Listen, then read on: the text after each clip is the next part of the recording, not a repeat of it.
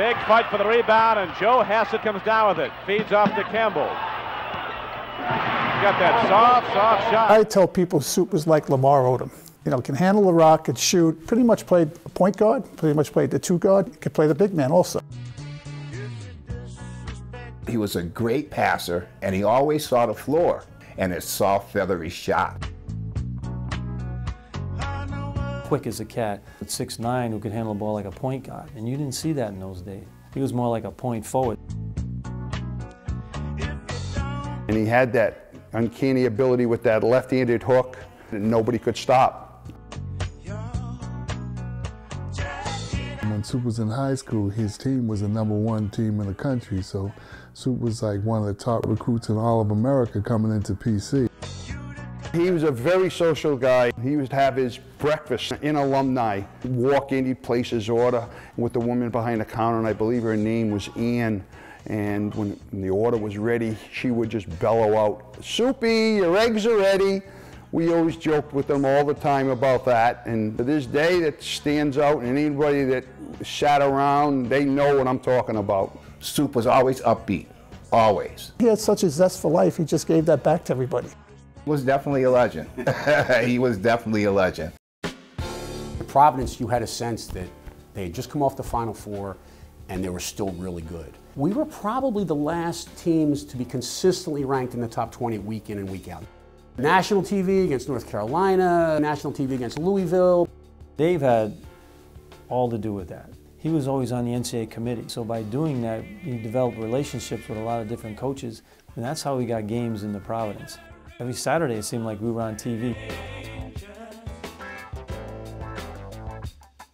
We didn't feel intimidated by it. Gavitt had this way, and Joey had this way of letting us believe that we could play with anybody. And of course, Soup Campbell felt the same way. That was the mentality back then, because we were a top 15 team every year. It's just the mentality was, we're going to win this game. I don't care if these guys are #1. Sure enough, we proved it. Defense is what kept us in that game. I mean, it was 82-81, but I think regulation was only 68-68, and Gavitt had a way to make games against these great teams play in the 60s for us.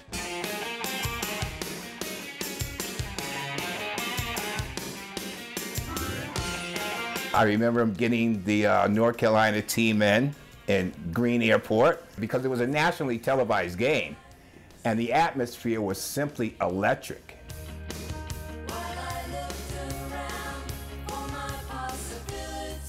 I may have shot the ball that, hit the last 2 points, but the pass came from who else?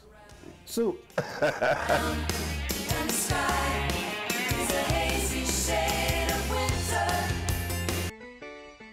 He was probably the best spokesman for Providence College. Anytime you saw Soup, it didn't matter what time of the year, he had a Providence basketball hat on, or a sweatshirt on, or a t-shirt on. It was always Providence, and this was his life.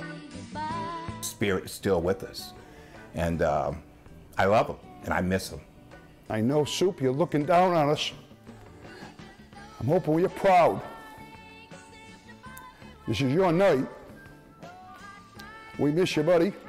I have his pictures on my dresser. I talk to him every day, and I have faith he's up there watching over all of us, especially his fries, because he loved his fries.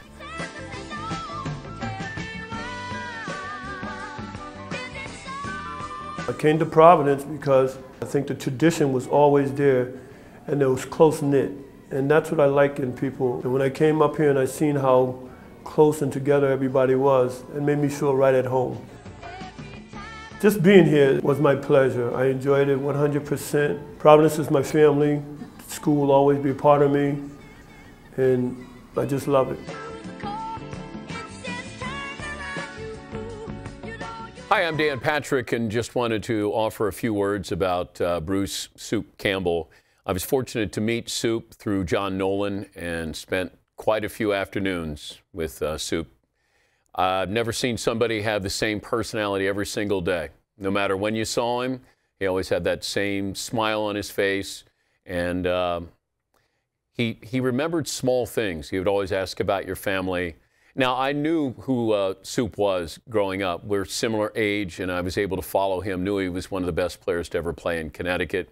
Also went to the Nets, but he never talked about his career. He talked about family, talked about his family or your family, and I just remember the smile. We were very, very fortunate to have somebody who would have that smile and constantly was looking at saying something nice, being about something positive. And I think that's what I miss most about him. The person, pretty special. I want to congratulate all of our honorees. Soup Campbell, man, what a smile, shook every hand in the building, epitomizes what this Fryer family is all about. His smile, his energy, his enthusiasm. Soup, God rest you. God rest your soul. Congratulations to you and your family, and we can't tell you how proud we are to have this bestowed on you today.